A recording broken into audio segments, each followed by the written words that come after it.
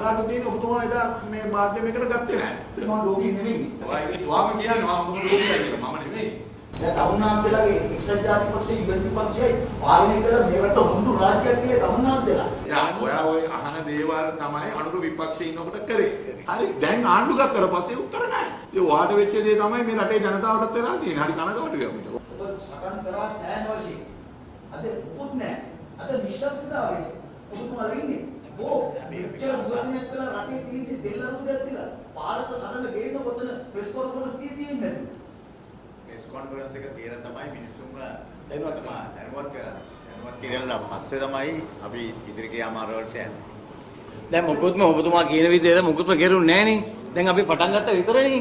මේ පක්ෂ නායකයෝ ඔක්කොම අපි කතා කරලා මීඩියාකට කතා කරලා ආරාධනා කරලා තියෙන්නේ. ඉතින් අදට පස්සේ මේ දැන් මේ මීඩියා කොන්ෆරන්ස් එකට පස්සේ දෙවෙනි වැඩේ තමයි පක්ෂ නායකයෝ හම්බ වෙලා මේකට මොකද්ද කරන්නේ කොහොමද ප්‍රොටෙස්ට් එකක් කරන්නේ කියන එක අපි සාකච්ඡා කරලා ඔයාලට දෙන්න. ඇත්තටම ඉරාන තෙල්නව තිබුණේ අපේ මුහුදු සීමාව නෙමෙයි. අනිත් සීමාව තිබුණේ. අනිත් ආරාධනාවක් කරේ නැහැ. නාවික හමුදාපතිවරයාට කියලා තියෙනවා හමුදාව කියන්නේ එනකම් අපේ ගෙවල් පැත්තට එන්නේ කියලා. ඒක නිල ආරාධනාවක් කරලා නැහැ ලංකාවට එන්න කියලා. නෑ නිල ආරාධනා නොනිල ආරාධනා කියලා එකක් නෑ රටකට. රටකට මේ නෞකාවක් ගේනවා නම් ඒක නිල. නොනිල කොහෙද? මොකද නාවික හමුදාපතිගේ මේ බූදලේයි ලංකාවේ කියන්නේ. මෙහාට ඉන්නේ කියලා කියන්නේ බලලා යන්න.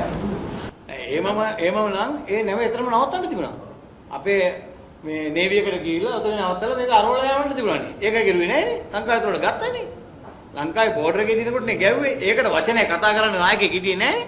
ඒක ජාත්‍යන්තරේ අහලා ගත්තා. මොකද අපේ රටට ලොකු තනියෙන් ඉස්සර ජාත්‍යන්තර 1951 සෑන් ෆ්‍රැන්සිස්කෝ නුවර ගිහිල්ලා නවි වේරාන් කියන අපිට පොන්දක් තිබුණා, හයියක් තිබුණා. දැන් තමුන්නාන්සේලාගේ එක්සත් ජාතික පක්ෂයේ ඉවත් විපක්ෂයයි පාලනය කළ මේ රට හොඳු රාජ්‍යයක් කියලා තමුන්නාන්සේලා. ඒ නිසා අනුරට නෑ හයියක් දැන්.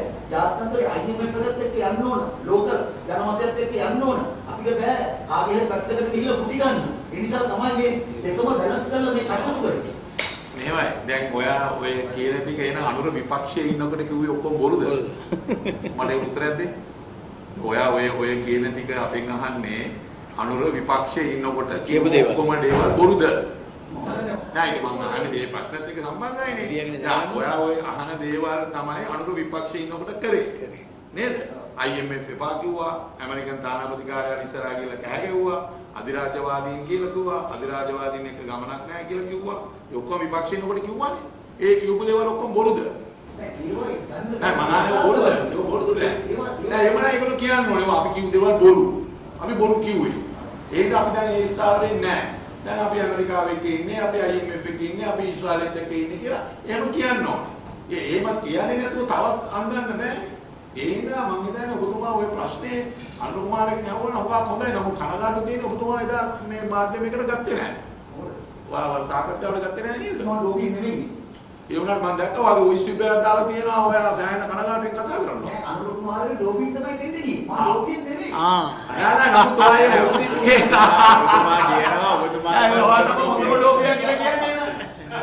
ඔයා කියනවා ඔයා තමයි හොඳම ඩෝපියා කියලා.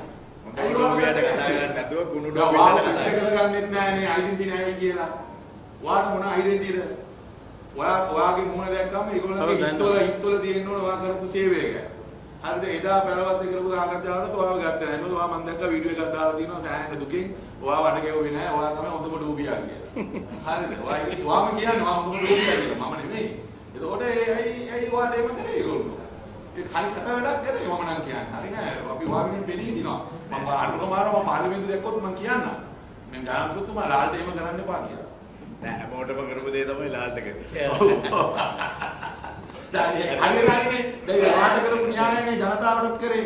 විපක්ෂයේ ඉන්නකොට කොයිතරම් දේවල් කිව්වද? මොකද්ද නොකියුවේ කියන්නකෝ. මොකද්ද ඒගොල්ලෝ නොකියුවේ? හැම දෙයකම උත්තරයක් තිබුණා ඒගොල්ලන්ට විපක්ෂයේ ඉන්නකොට. දැන් ආණ්ඩු බලය ගත්තම උත්තර නෑ. තීන්දුව නෑ. කියන්න බයයි. තීන්දුවක් ගන්න බයයි. කතා කරන්නේ නැහැ. ප්‍රමාදයි. දැන් ඒකනේ. නමුත් විපක්ෂයේ ඉන්නකොට හැම දෙයකටම උත්තර තිබුණා. හැම මොකක් හරි අර මොකද අර කේල් ගෙඩි අර නැට්ට කොහමද කරන්නේ කියලා උත්තරයක් තිබුණානේ. නේද? මොකද එකක් ඇදුවනේ ආ ඉඳගෙන අර කේල් කන් ගෙඩි අර නැට්ට කැඩුනම කොහමද ඒක පාස්සන්නේ කියලා ජනාධිපතිතුමා විපක්ෂයේ ඉන්නකොට කිව්වනේ මට මතකයි. හරි. දැන් ආණ්ඩු ගත්තට පස්සේ උත්තර නැහැ. ඒ වාට වෙච්ච දේ තමයි මේ රටේ ජනතාවටත් වෙලා තියෙන්නේ. හරි කනගාටුයි අපිට. වාගෙනත් කනගාටුයි. ඒක තියෙන්නේ හැම ආණ්ඩුවටම උපදෙස් දුන්නා. කරන්නේ කොහමද කියලා. කරන්නේ කොහමද කියලා. දුන්නාට පස්සේ කරගන්න නැහැ. ඒක එකක්වත් කරන්නේ නැහැ. ඒක අපි වාගෙනින් පිළිගන්නවා.